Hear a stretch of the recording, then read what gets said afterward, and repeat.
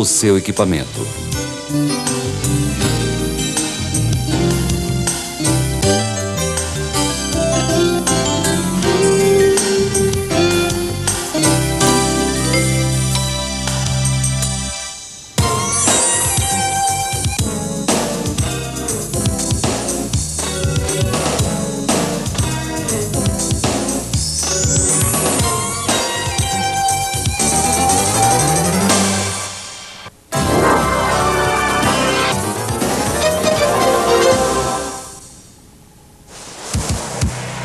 Super Interessante Coleções, o corpo humano.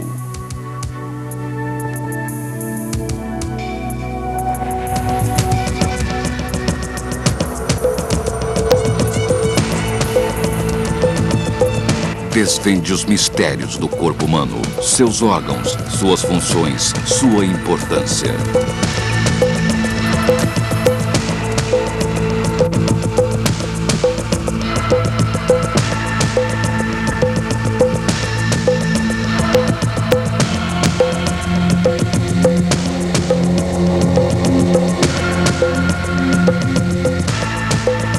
Uma coleção completa com 13 fascículos, todos acompanhados por uma fita de vídeo do Discovery Channel com as mais belas imagens do corpo humano. A cada edição, você explorará uma função do nosso organismo. Embarque conosco para mais uma viagem em Super Interessante Coleções, o corpo humano.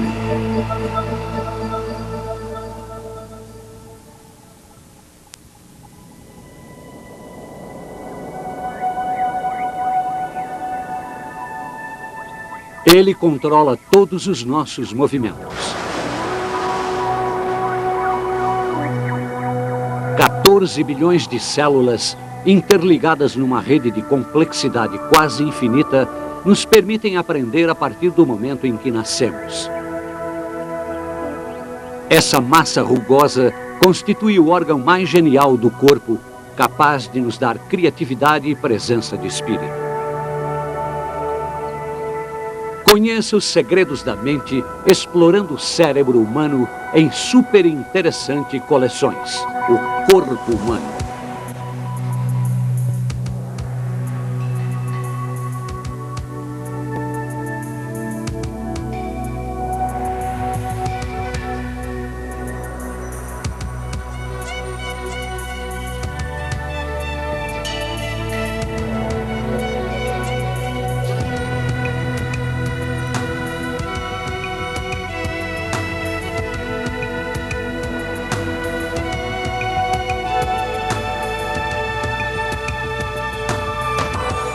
O corpo humano, o cérebro.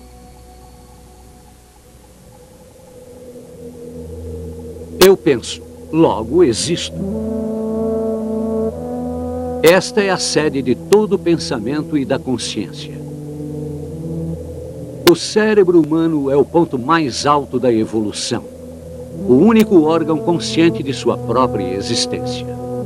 Além de aglutinar a inteligência, é por ele que os olhos enxergam o mundo. Os ouvidos entendem a música e o nariz capta os perfumes. Controla os órgãos do tato, que se aglomeram nos sensíveis lábios e em cada centímetro da pele. Nos alerta sobre o vento quente ou o frio do inverno, para um toque suave ou uma pontada dolorosa. Esses sinais trafegam pela superautoestrada de informação do corpo, a medula espinhal. Esse delicado feixe de nervos está protegido por uma armadura pontiaguda, a coluna vertebral. O crânio é o capacete ósseo que protege esse órgão nobre.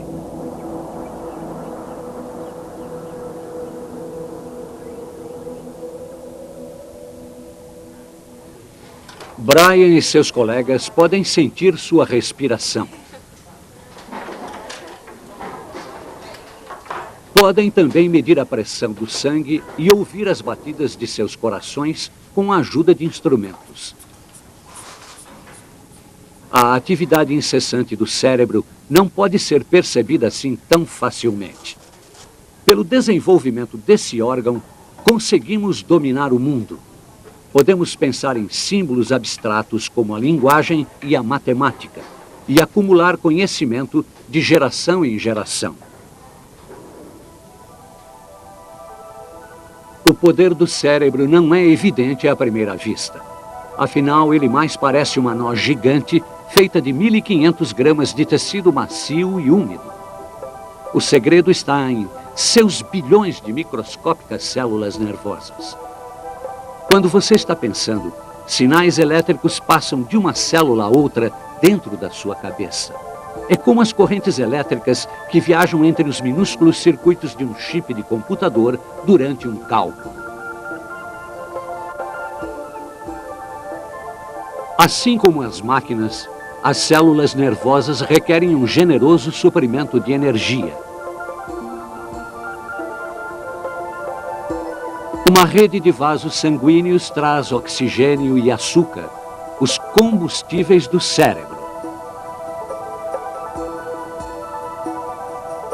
Mais de meio litro de sangue circula pelo órgão a cada minuto. O suprimento contínuo de sangue é essencial, pois os nervos morrem rapidamente quando estão sem oxigênio.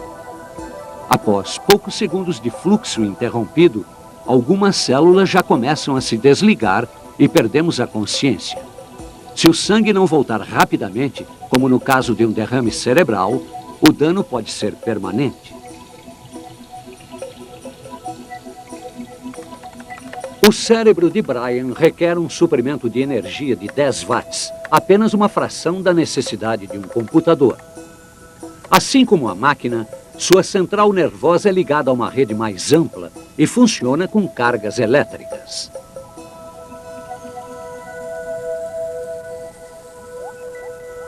Mas o circuito do cérebro é bem mais complexo.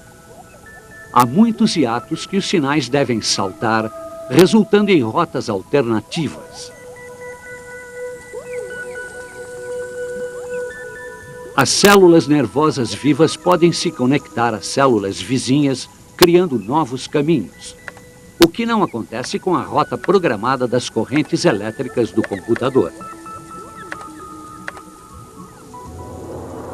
O sistema nervoso é uma das primeiras partes que se formam no corpo. 3 semanas após a fecundação do óvulo, algumas células se desenvolvem, formando uma protuberância que se tornará o cérebro e a medula espinhal. Nos 2 meses seguintes, o sistema nervoso se desenvolve a uma velocidade surpreendente. Durante esse tempo, o cérebro produz cerca de 250 mil células nervosas por minuto. Essas células se movem pelos tecidos do corpo até seu destino final. Durante os primeiros 4 meses no útero, o cérebro do bebê produz todas as células nervosas que o acompanharão durante toda a vida.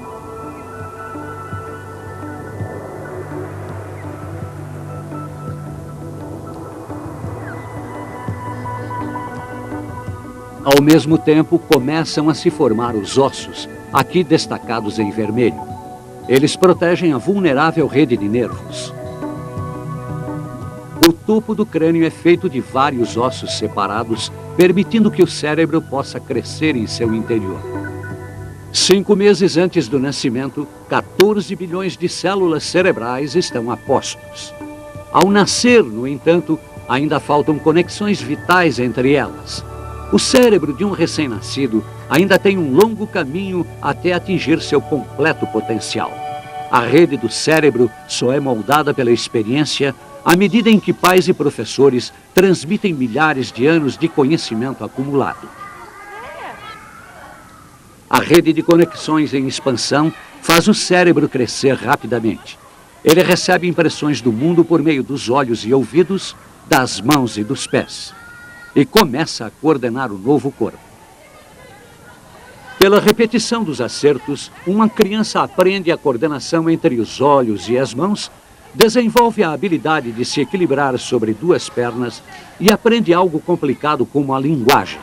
Com 2 anos, algumas crianças podem falar 2.000 palavras.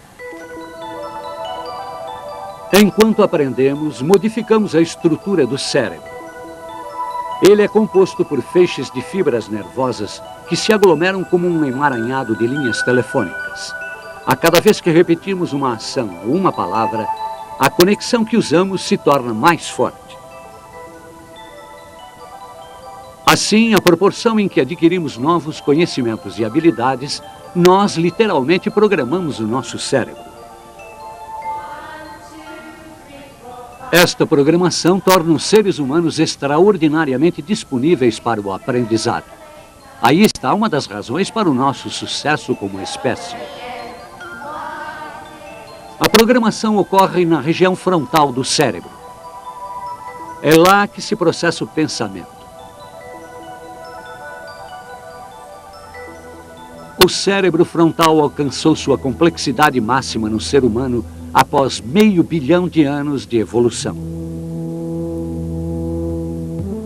O cérebro de um dos nossos mais antigos ancestrais, o peixe, tem apenas uma pequena região frontal. A protuberância principal cuida da visão, o sentido mais importante do peixe. No processo da evolução, o cérebro frontal tornou-se cada vez maior, de anfíbio a mamífero, passando pelos répteis e pelos pássaros. Paralelamente ao tamanho cerebral, a inteligência das espécies também cresceu.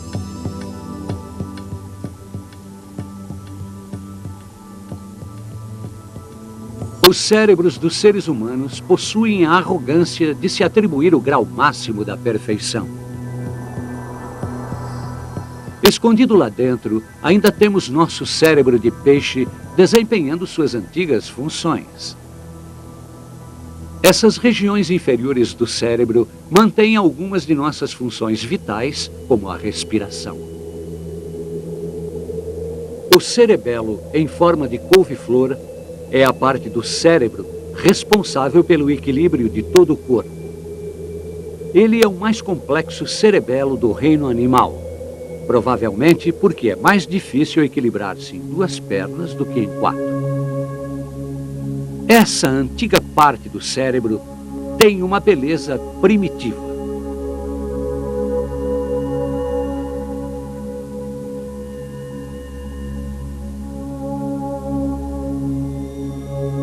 Sem esse órgão, você teria de se concentrar para ficar em pé e dar cada passo. Da base para cima, o cérebro tem sucessivas camadas de intrincadas conexões.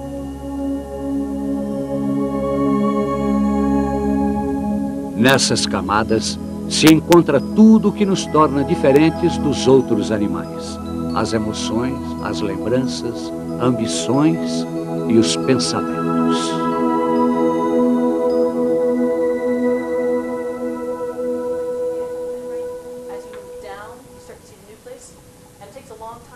O cérebro humano alcançou sua atual complexidade em apenas 5 milhões de anos, desde que a espécie humana se separou dos outros primatas.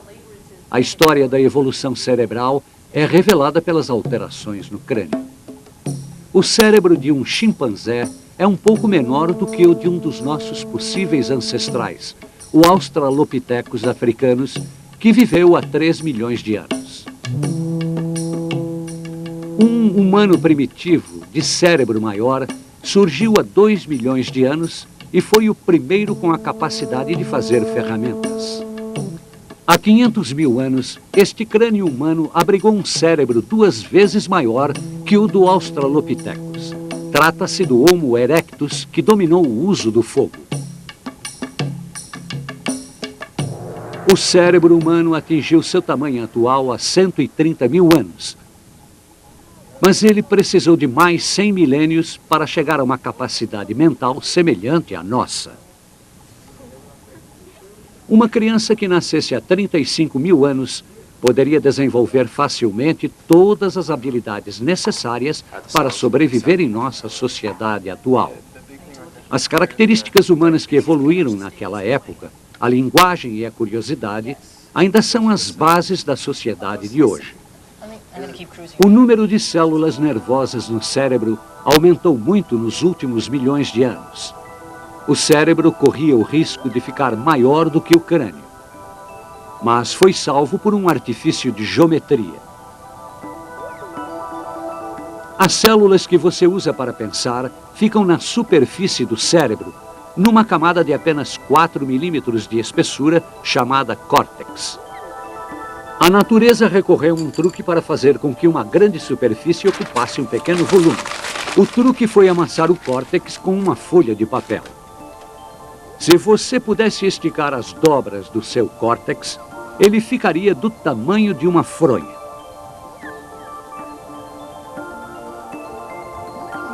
Com estas concavidades intrincadas, nós superamos até mesmo o poder do cérebro do maior mamífero. As células nervosas no córtex fazem tudo o que é exclusivo dos seres humanos: tomar decisões, exprimir opiniões, interpretar o que vemos, ouvir e entender. O córtex forma 2 hemisférios distintos, cada um cheio de feixes de nervos. As 2 metades têm maneiras diferentes de interpretar o mundo. O hemisfério esquerdo pensa por meio de palavras, enquanto a metade direita pensa em imagens e sensações.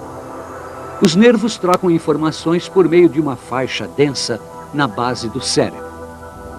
Existe um intercâmbio nos 2 hemisférios cerebrais na interpretação de conceitos. Se a palavra água aparece aqui no hemisfério esquerdo, bem aqui no lado direito surge a imagem da água. Para evitar discussões no cérebro, um dos hemisférios, quase sempre o esquerdo, encarrega-se da decisão final. Quando se trata de controlar os músculos, cada hemisfério é responsável por um dos lados do corpo, desde os pés e as pernas até as mãos e os olhos. Mas as linhas de comando se cruzam entre si. O lado esquerdo do corpo é ligado ao hemisfério direito do cérebro, enquanto as sensações no lado direito do corpo acabam no hemisfério esquerdo. As regiões do corpo mais sensíveis ao toque requerem um número desproporcional de células nervosas no centro de sensações do cérebro para processar os estímulos. Esta estranha figura mostra como o cérebro percebe o corpo. As partes de maior sensibilidade tornam-se gigantescas quando se leva em conta a área do cérebro destinada a interpretar cada percepção. Os lábios aparecem monstruosos porque são extremamente sensíveis.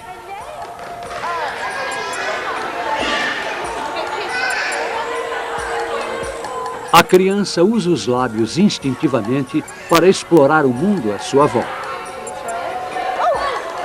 A bola estimula os nervos em seus lábios, enviando sinais a essa parte específica do cérebro. Uma região diferente do centro de sensações se ilumina quando se toca alguma coisa com o dedo indicador direito. A mão está repleta de terminações nervosas, possibilitando uma excelente sensibilidade. O polegar tem a maior região de correspondência no cérebro. Ele pode distinguir os detalhes mais sutis pelo toque. As costas inteiras estimulam menos células nervosas no córtex sensorial do que a palma da mão.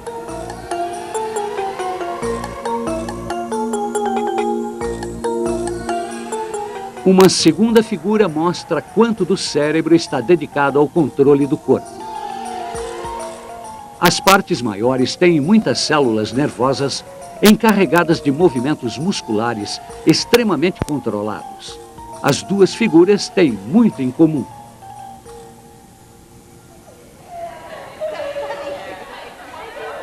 Desde o nascimento, nossos nervos captam sensações, mas é necessário tempo e paciência para o controle adequado de nossos músculos. Entre os primeiros a serem dominados estão os músculos faciais. Um bebê pode expressar suas emoções com um sorriso ou uma careta. As expressões faciais adquirem maior sutileza à medida em que os músculos e o sistema nervoso amadurecem. Os lábios requerem um controle apurado para transmitir discursos e emoções.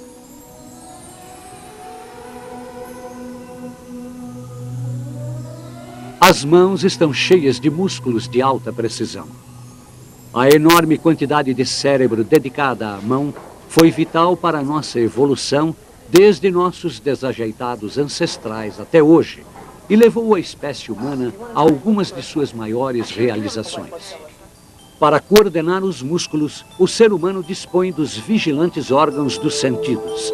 Cada um deles é ligado à sua própria região do córtex cerebral. Através de nervos e feixes, os olhos enviam sinais à parte de trás do córtex, onde são decodificados. É estranho, mas o lugar de onde você enxerga o mundo de verdade fica bem distante dos seus próprios olhos. Quando se vê algo, sinais elétricos correm por estes pálidos feixes de nervos. Eles transportam mensagens codificadas através dos hemisférios do cérebro até a parte posterior do córtex. Esta imagem mostra a atividade elétrica na parte do cérebro onde são recebidos os estímulos visuais. O ouvido mantém você em contato com todos os sons e com as mensagens de outras pessoas. Os sons são amplificados e detectados por um microfone natural. Os sinais são analisados em uma região do cérebro próxima ao ouvido.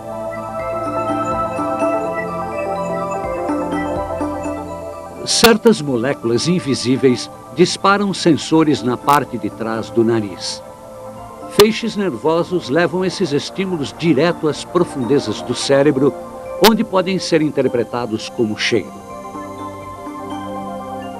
Aqui, um perfume ilumina diversas partes do cérebro. A região visual no canto inferior direito traz à consciência o rosto da pessoa que usou aquele perfume.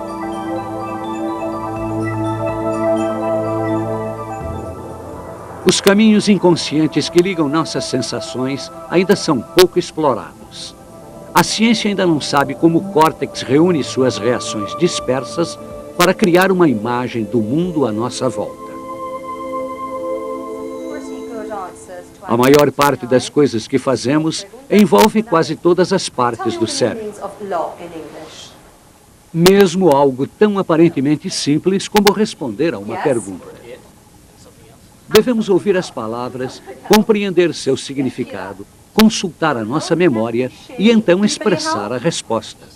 A linguagem reforça caminhos específicos através do cérebro.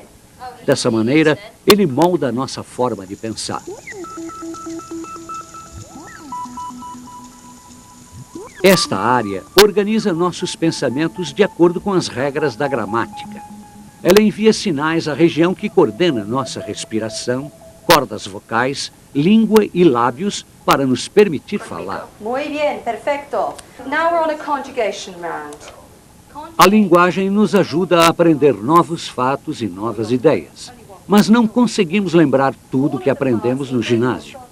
O cérebro é seletivo e escolhe o que parece ser mais importante, guardando a informação em dois estágios. Primeiro, a memória de curto prazo. Ouça uma palavra e você poderá lembrá-la durante alguns segundos. Mas ela sumirá rapidamente, a menos que seja arquivada na memória de longo prazo. Who shall I choose? Desesperados? Corey. Para reter o que você aprendeu, o seu cérebro deve estar sempre realizando novas conexões entre os neurônios. A própria estrutura do cérebro se modifica sutilmente cada vez que entregamos um novo fato à memória de longo prazo. Novas conexões se formam em todo o cérebro. Mesmo assim, ainda é um mistério o mecanismo pelo qual nós recuperamos as lembranças dispersas. Yours, Mr. Johnson. Com a repetição constante, as lembranças ganham raízes mais profundas. O cérebro ensina a si mesmo, repetindo palavras e fatos mentalmente. É extraordinário, mas essa técnica também funciona com as habilidades físicas. Mrs. Johnson, yours. Perfecto. O cérebro humano é um órgão cheio de segredos. Os cientistas ainda podem gastar muita massa cinzenta para investigar as funções das duas concavidades e dobras e para descobrir como esse monte de células nervosas cria inteligência, consciência e autopercepção. Um computador que possa pensar ou, quem sabe, perceber a si mesmo ainda está longe de existir. Cada um de nós contém um computador muito mais poderoso do que qualquer máquina à base de silício. O cérebro humano tem a capacidade de nos levar aos cantos mais distantes da Terra e além dela. Seu alcance não conhece limites. Só esse órgão nos permite interagir com a realidade, abstrair o infinito e imaginar o futuro.